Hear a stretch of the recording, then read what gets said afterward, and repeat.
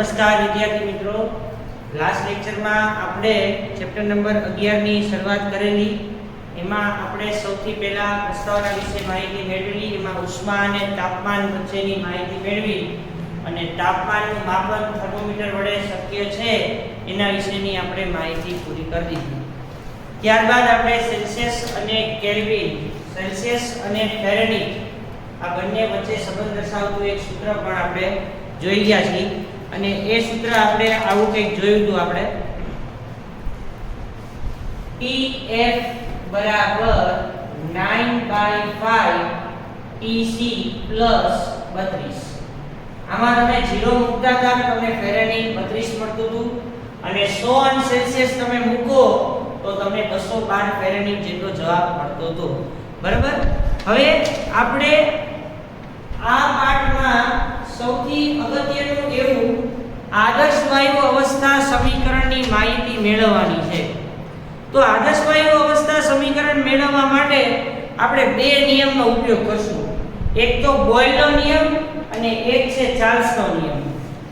બીજું એ કહી દઉં કે જુદા જુદા ઉષ્મીય પ્રસરણ માટે જુદા જુદા પ્રવાહીના ઉષ્મીય પ્રસરણના ગુણધર્મ હોવાથી બે નિશ્ચિત બિંદુ ઉપરના તાપમાન સિવાય બીજા બધા તાપમાનના મૂલ્ય માટે પ્રવાહી કાચ થર્મોમીટર જુદા જુદા અવલોકનો આપે છે. દાખલા તરીકે બે નિશ્ચિત બિંદુઓ, બે સંદર્ભ બિંદુઓ જે તમે જાણો છો, એક હતું શુદ્ધ પાણીનું ઠારણ બિંદુ અને એક હતું શુદ્ધ પાણીનું ઉત્કલન બિંદુ. તો બે સંદર્ભ બિંદુ અથવા બે નિશ્ચિત બિંદુ ક્યાં થયા? 0 સેલ્સિયસ અને 100 સેલ્સિયસ. ફેરનહીટમાં કઈ તો 32 ફેરનહીટ, 212 ફેરનહીટ. તો વિદ્યાર્થી મિત્રો, જુદા જુદા પ્રવાહીના ઉષ્મીય પ્રસરણના ગુણધર્મો જુદા જુદા હોવાથી બે નિશ્ચિત બિંદુ સિવાયના તાપમાનના મૂલ્ય માટે પ્રવાહી કાચનું જે થર્મોમીટર છે એ અવલોકનો જુદા જુદા આપે છે. કોઈ પણ વાયુનો ઉપયોગ કરી બનાવેલા વાયુ થર્મોમીટરના તાપમાનના મૂલ્ય હંમેશા કેવા હોય? સરખા જ હોય છે. કોઈ પણ વાયુનો ઉપયોગ કરીને થર્મોમીટર બનાવેલું હોય તો એ દરેક વખતે તમને તાપમાનના મૂલ્ય કેવા આપે? એક જ સરખા આપે છે. બીજું, પ્રયોગો એવું દર્શાવે છે કે ઓછી ઘનતા ધરાવતા બધા જ વાયુઓની પ્રસરણ વર્તણૂક સમાન હોય છે.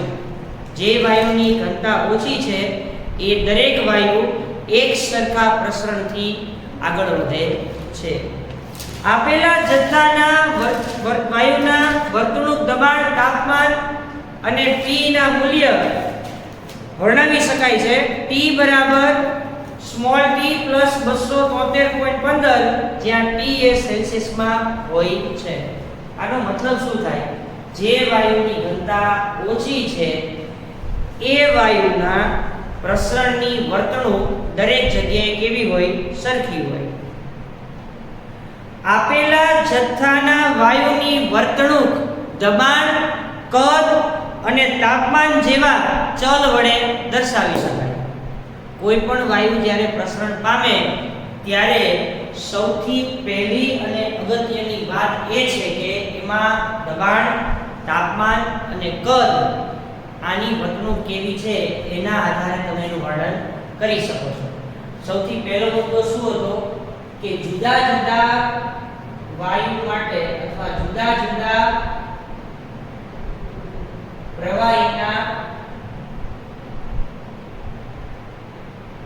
પ્રસરણ માટે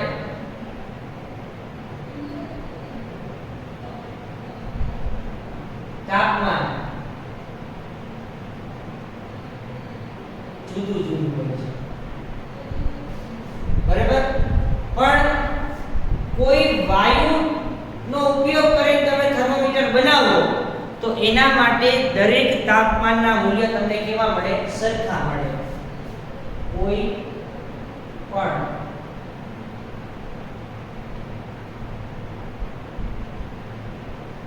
વાયુનો ઉપયોગ કરીને બનાવેલા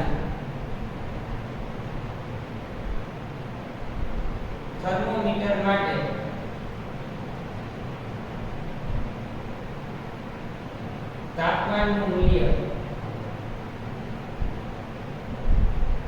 સમાન થાય છે.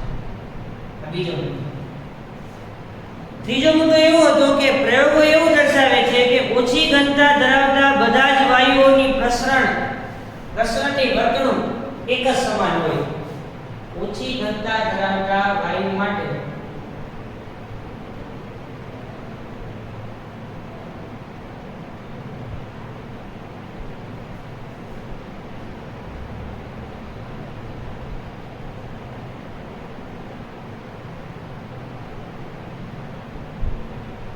પ્રસરણની વર્તણૂક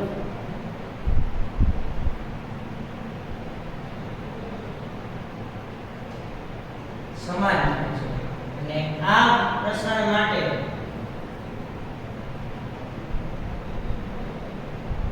આ વાયુના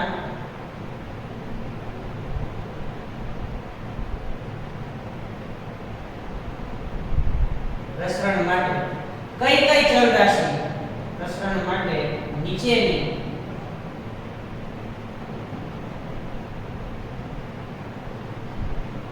ચલ રાશિઓનો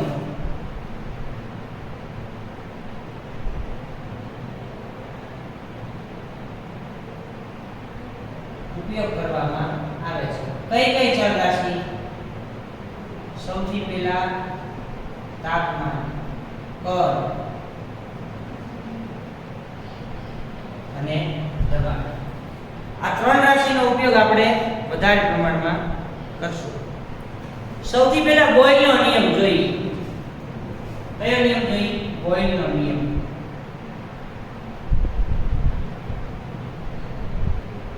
બોયલનો નિયમ.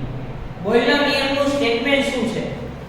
અચળ તાપમાને પૂરતી ઓછી ઘનતા ધરાવતા અને આપેલ જથ્થાના વાયુના દબાણ અને કદ વચ્ચેનો સંબંધ હંમેશા અચળ હોય છે.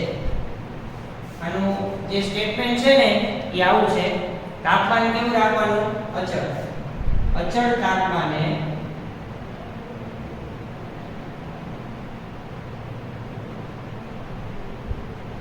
પૂરતી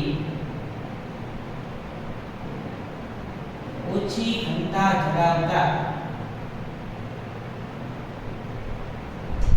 વાયુના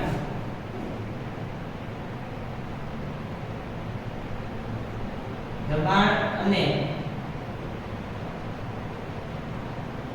કદ વચ્ચેનો સંબંધ અચળ હોય છે. બોયલના નિયમને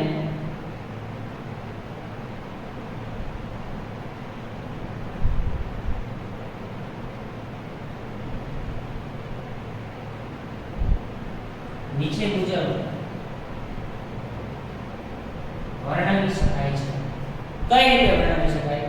જોજો અહીં આપણે આ શબ્દ જોઈ ગયા છે. PV બરાબર શું થાય? અચળ. આ સમીકરણ નંબર 11 થઈ ગયું. તો આ જે બોયલનો નિયમ છે એ બોયલ નામના વૈજ્ઞાનિકે શોધી કાઢ્યો. એના પછીનો જે નિયમ આવે એ છે ચાર્લ્સનો નિયમ.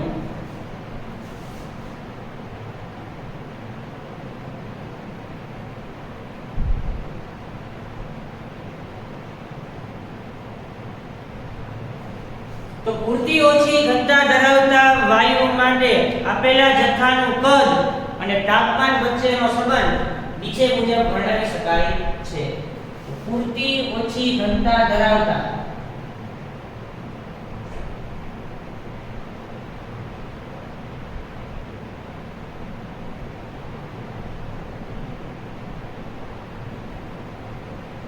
પૂરતી ઓછી ઘનતા ધરાવતા વાયુના જથ્થાનું કદ અને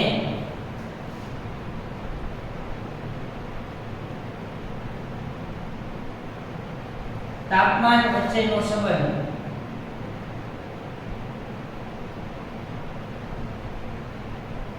નીચે મુજબ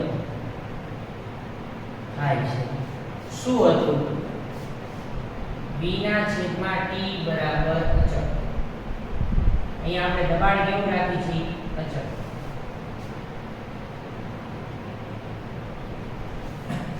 આને અત્યારે તમે કીધું સમીકરણ નંબર 2. બરાબર? હવે આ બંને સમીકરણો છે ને સમન્વય કરવાનો. સમન્વય કરો એટલે આવું તમને કંઈક જાણવા મળે. સમીકરણ 1 અને સમીકરણ 2 નું સંયોજન કરતા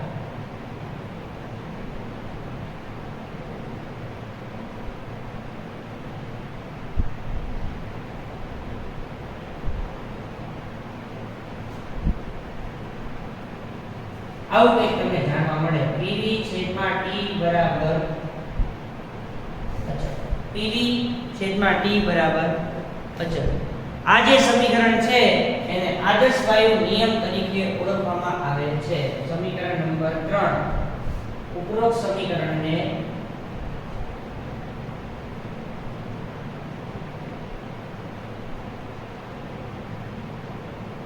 આદર્શ વાયુ નિયમ તરીકે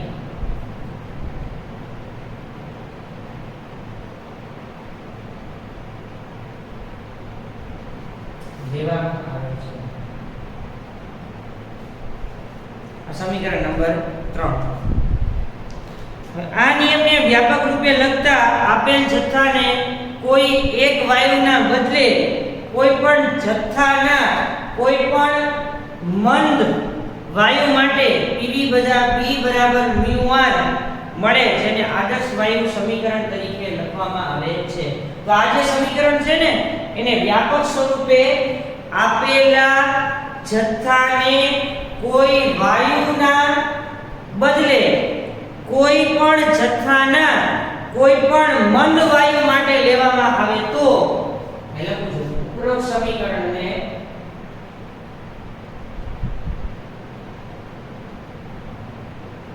ઉપરોક્ત સમીકરણને વ્યાપક સ્વરૂપે લખતા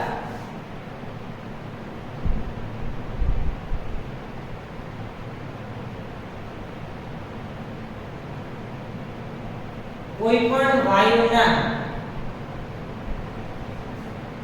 પણ વાયુના બદલે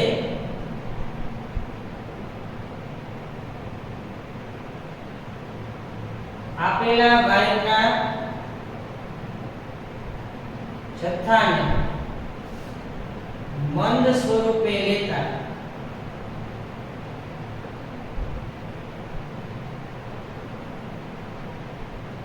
નીચે મુજબ લખી શકાય છે. શું લખી શકાય? PV છેદમાં T બરાબર μr. આ સમીકરણ નંબર 4. તો આ જે સમીકરણ નંબર 4 છે ને એને આપણે આ રીતે લખી શકીએ. અથવા PV બરાબર μRT. સમીકરણ 5 ને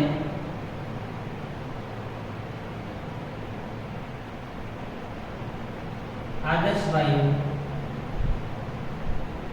અવસ્થા સમીકરણ કહે છે. બરાબર? જ્યાં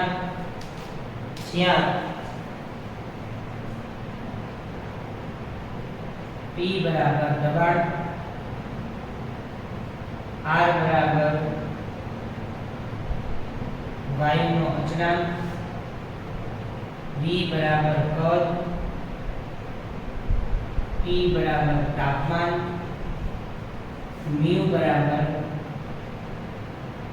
વાયુના મોલની સંખ્યા.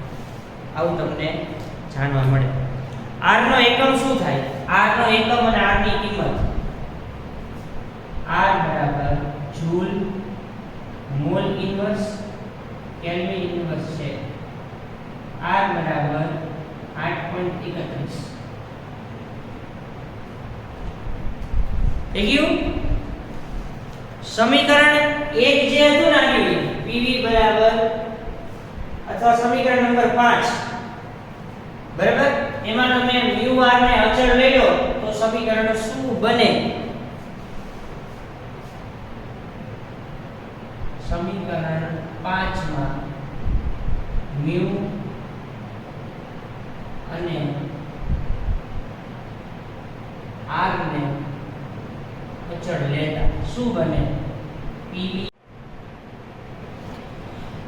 સમીકરણ નંબર 5 માં તમે મ્યુ અને r ને અચળ લઈ લો સમીકરણ નંબર 5 માં મ્યુ અને r ને તમે અચળ લઈ લો તો સમીકરણ શું બને pv ચલે છે t હવે આ સમીકરણમાં પણ તમે જો વાયુનું કદ અચળ રાખી દો વાયુનું કદ અચળ રાખી દો તો અચળ કદે તમે જે તાપમાન માપો છો એ તમને દબાણ સ્વરૂપમાં જોવા મળે છે બરાબર હવે આ દબાણ સ્વરૂપે તમને જે તાપમાન જોવા મળે તો એના માટે દબાણ અને તાપમાનનો આલેખ હંમેશા તમને કેવો મળે સુરેખ મળે અને એ આલેખ કેવો છે એ આપણે જોઈ લઈએ તો આપેલા કિસ્સા માટે દબાણ અને તાપમાન વિરુદ્ધનો આલેખ સુરેખ મળે છે જે નીચે મુજબ દર્શાવેલો છે આ કિસ્સામાં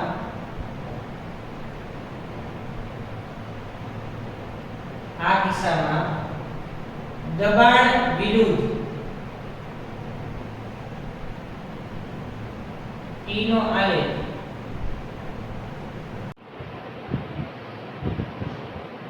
આદર્શ વાયુ માટે કરેલું જુદા જુદા નીચા તાપમાને વાસ્તવિક વાયુ વડે કરેલું અનુમાન અને આદર્શ વાયુ વડે કરેલું તાપમાનનું અનુમાન આ બંને કેવું પડે જુદું પડે છે પરંતુ આપેલા તાપમાન માટે કોઈ પણ વાયુ વાસ્તવિક વાયુ હોય તે ભલે આદર્શ વાયુ હોય તે આપેલા તાપમાન માટે બંને માટે તાપમાનનું મૂલ્ય કેવું મળે સરખું મળે બીજું એ છે કે જો કોઈ વાયુ પોતાનું વાયુ સ્વરૂપ જાળવી રાખે તો તાપમાનના ઘટાડા સાથે દબાણ શૂન્ય થઈ જાય અને જો સુરેખ આલેખને પાછળ લંબાવવામાં આવે તો તેનું મૂલ્ય તમને તાપમાન માટે -273.15 સેલ્સિયસ મળે છે જેને નિરપેક્ષ શૂન્ય તાપમાન તરીકે તમે ઓળખો છો સૌથી પહેલા તમે PV બરાબર μRT સમીકરણ સાબિત કરી દીધું P દબાણ V કદ μ મોલની સંખ્યા R વાયુનો અચળાંક T એટલે તાપમાન R નો એકમ joule mole inverse kelvin inverse એની કિંમત 8.31 SI પદ્ધતિ હવે જો તમે સમીકરણ નંબર 5 માં μ અને R ને તમે અચળ લઈ લો તો સમીકરણ શું બનશે તો કે PV ચલે છે T આટલું તમને સમીકરણ જોવા મળે હવે આ સમીકરણમાં પણ તમે જો વાયુનું કદ અચળ રાખી દો તો તમને જે તાપમાન મળશે એ દબાણના સ્વરૂપમાં મળશે અને દબાણ અને તાપમાન વચ્ચે સંબંધ દર્શાવતો આલેખ અહીંયા આપણે ડ્રો કરેલો છે અને આ આલેખ શું સૂચવે છે કે નીચા તાપમાને વાસ્તવિક વાયુ વડે કરેલું તાપમાનનું અવલોકન અને આદર્શ વાયુ માટે કરેલ માપન કરતા એક જુદું પડે છે ટૂંકમાં વાસ્તવિક વાયુ વડે તમે તાપમાનનું માપન કરો એ અને આદર્શ વાયુ વડે તમે તાપમાનનું માપન કરો એ આ બંને કેવું પડે અલગ પડે પણ આપેલા તાપમાનના માપન માટે અથવા આપેલા તાપમાનના ગાળા માટે આ આલેખ તમને અમારા મૂલ્ય કેવા મળે સરખા જ મળે જો વાયુ પોતાનું વાયુ સ્વરૂપ જાળવી રાખે તો તાપમાનના ઘટાડા સાથે દબાણ શૂન્ય થઈ જાય અને આ આલેખને તમે પાછળ લંબાવો તો તમને તાપમાનનું મૂલ્ય -273.15 સેલ્સિયસ જેટલું મળે છે જેને શું બોલાય નિરપેક્ષ શૂન્ય તાપમાન તરીકે ઓળખવામાં આવે છે તો આપણે અહીંયા એનું સેન્ટેન્સ લખી થોડું ધ્યાન રાખજો જો વાયુ પોતાનું વાયુ સ્વરૂપ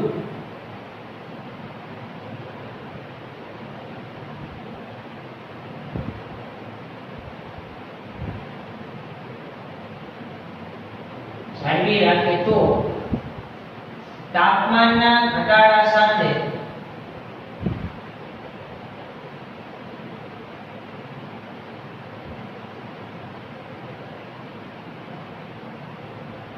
દબાણનું મૂલ્ય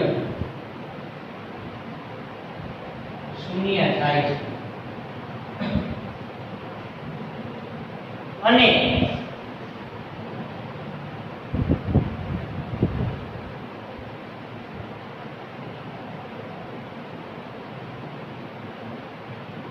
સુરેખ આલેખને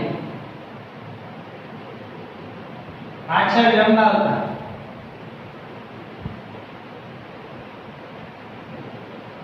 આ તાપમાનનું મૂલ્ય 273.15 સેલ્સિયસ થાય છે, જેને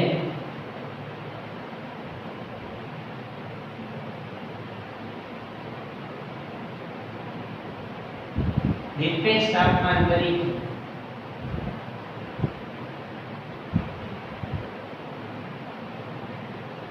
ઓળખવામાં આવે છે. -273 સેલ્સિયસ લો અથવા 0 કેલ્વિન લો, બંને સરખું છે. બરાબર, 0 કેલ્વિન લો અથવા -273.15 સેલ્સિયસ લો, બંને મૂલ્ય કેવા છે? સરખા છે. બીજું, હવે આ જે તમને જે તાપમાન આપેલું છે એ તાપમાન માટે તમે અલગ અલગ વાયુ માટે તમે આલેખ ડ્રો કરવાનો.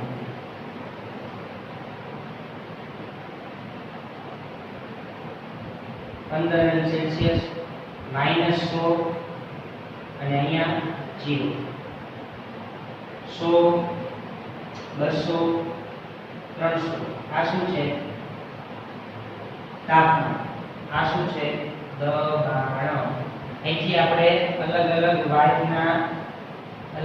વાયુ માટે તાપમાન ડ્રો કરી. બરાબર, વાયુ A, આ વાયુ B અને આ વાયુ C. તમે જોઈ શકો છો દરેક માટે દબાણ ભલે શૂન્ય રહ્યું, બરાબર, પણ તાપમાનના મૂલ્ય તમને કેવા મળે? અલગ અલગ મળે. તો આકૃતિ પરથી જોઈ શકાય છે કે ઓછી ઘનતાવાળા અને જુદું જુદું ઉષ્મીય પ્રસરણ ધરાવતા વાયુઓ માટે એક સરખું નિરપેક્ષ તાપમાન મળે છે. તો આકૃતિ B માં દર્શાવ્યા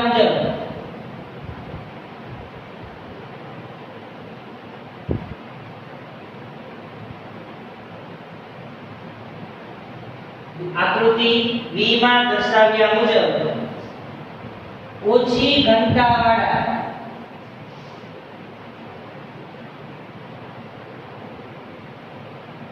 વાયુના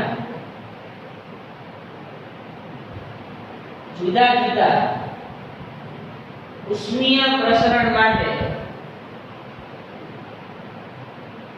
એક સરખું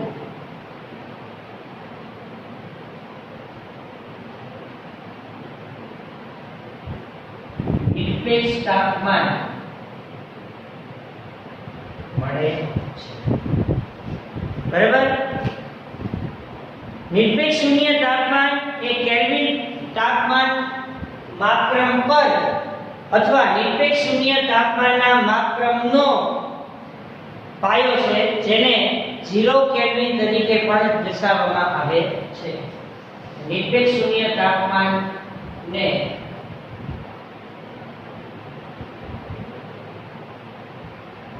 નિરપેક્ષ શૂન્ય તાપમાનને 0 કેલ્વિન